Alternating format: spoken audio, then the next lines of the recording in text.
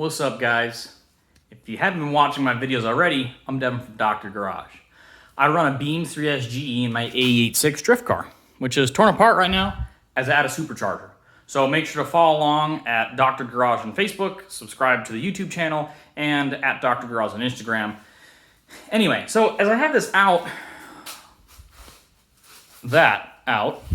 I am doing some short videos talking about the Beam 3S GE Swap AE86 and some of the issues that you'll face, some of the cool modifications that people are doing, and some of the issues that the engine has. So one of the things that gets asked the most on my Beam 3S GE AE86 group on Facebook is about subframe spacers. You'll hear people say stuff like, oh man, subframe spacers screw up your suspension geometry and stuff like that, which is true to an extent. And then you also get people who try, because of that, they try really, really hard not to run subframe spacers when they put a beams in. So here's the deal. The beams is way taller than the 4A GE, so you have to space the subframe down. And you have to, otherwise the timing cover on top of the engine touches the hood of the car. Now the other thing is the J160 6-speed transmission behind the beams is way bigger than the T50. And so without subframe spacers, the bell housing hits on the transmission tunnel and the firewall. So let me show you. I run the absolute smallest subframe spacers I can. I use 1/4-inch subframe spacers in here.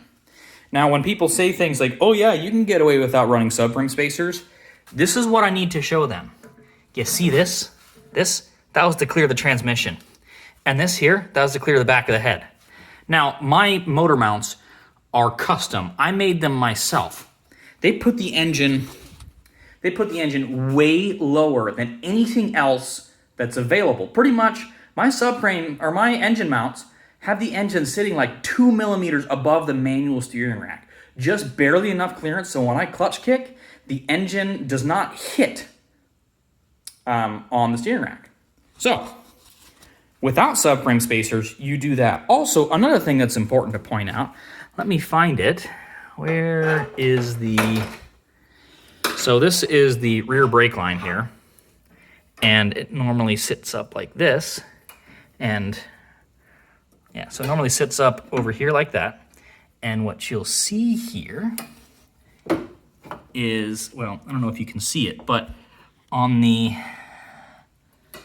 back side of this right here, it's actually crunched. It's crunched because the 1/4-inch subframe spacers are actually not enough to clear the brake lines and the fuel lines. I relocated my fuel lines. I actually run a -6 AN fuel line, so that way I could route it wherever I wanted, and I can also accommodate for some other stuff in the future. But I did that, and so that gave me clearance. So pretty much, if you don't run subframe spacers, you're going to have issues with brake line and fuel line clearance. You're going to have issues with bell housing to transmission tunnel and firewall clearance. You're going to have issues with cylinder head to firewall clearance. And you're going to have issues with timing cover to hood clearance. Now, you can trim the webbing on the hood to clear the timing cover, or you can take the upper timing cover off. But that's the really neat part that says beams, and it's really cool, so I kept it. So, yeah, even with 1/4-inch subframe spacers, you do that. With 1-inch subframe spacers, you can clear things quite a bit easier, especially if you buy a kit from somebody that's going to have the motor mounts, subframe spacers, and the transmission mount all in one. Now, for the people that say, oh my gosh, but the suspension geometry still gets messed up, blah, blah, blah.